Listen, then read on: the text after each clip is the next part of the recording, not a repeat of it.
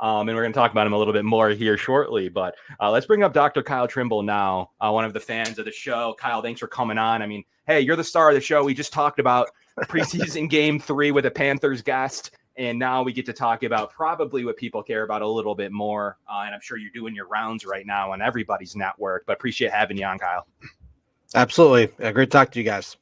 Yeah, so we got some positive reactions out of camp, at least from what I would appear to be positive on a few players.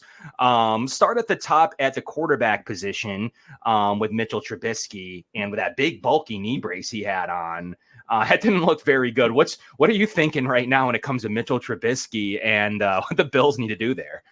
Trubisky, he's going to be out for a while. I know that when he was running in the second quarter, he got taken down. The injury didn't look all that major. Like, I thought it was a mild MCL sprain, just the way the leg was hit from the outside and the way he went down.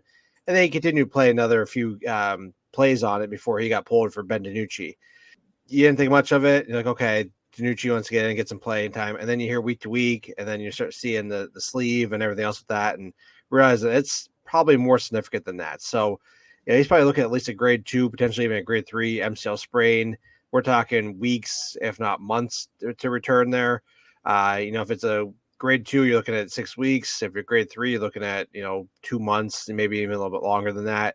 So I can see him being a short-term IR candidate and then coming back maybe midway through the season. It's unfortunate, but if you saw him watching practice today, walking around, he did not have any flexion in the knee. It was stiff. You could just tell he just does not want to be out there, and it just hurts like no other. But it just that's the reality of the football. Playing football and whatnot. Yeah, for sure. And we don't want to get just your injury takes. So what happens? What do the Bills do now? Like, what should they do at QB2?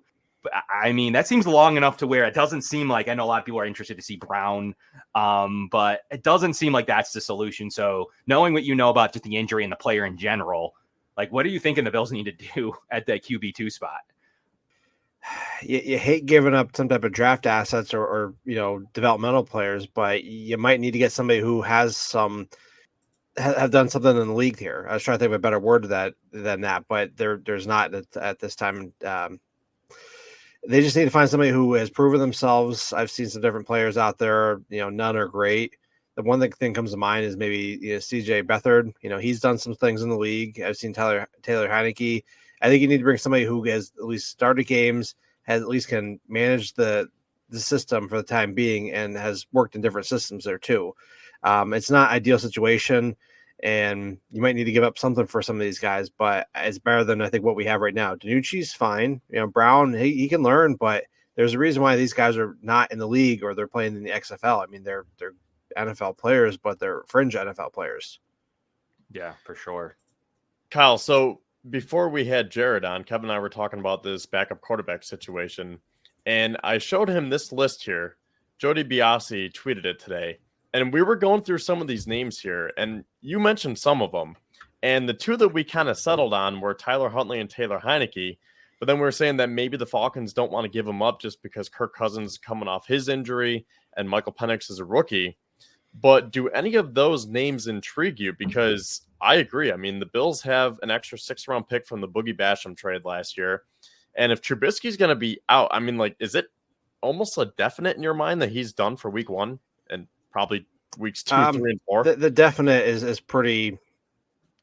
Oh yeah, he's definitely done for week 1. There's just the way he's walking around, and just what they're saying week to week. I really don't see them getting him back out there. Even with a brace, he's not gonna have any mobility.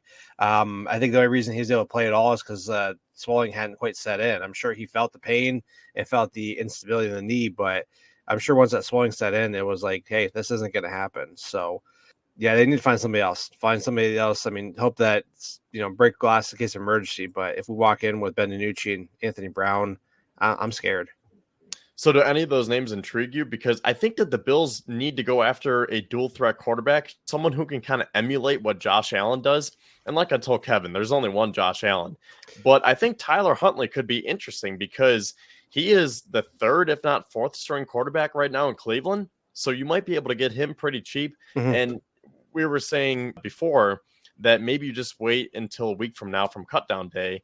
But if you want to jump ahead and get ahead of the curve here and get one of these quarterbacks in the room now, with the thought of either A, playing in the game on Saturday, and then B, just getting him up to speed as quickly as possible, because September 8th is getting here rather quickly. Maybe they do want to shed one of those draft picks because it really might be worth it. Looking at those names, I mean, some of the names intrigue me. Your Trey Lance, Zach Wilson. The names itself intrigue you, but I mean, the product on the field does not. So, yeah, maybe you do have to trade for the Cleveland quarterback and see what you have. I mean, that guy's at least been healthy and is proven to play all right when it's called upon. The other guys have not proven what they can do on the field there. So some of the names, if you just look at the name alone, intrigue you, but I'm not crazy about any of the names right now based off the production they've given. Yeah, I feel you. I'm kind of with you. I don't know what they're going to do. We'll see as this kind of all unfolds and if they use that short-term IR spot with Trubisky, which seems likely.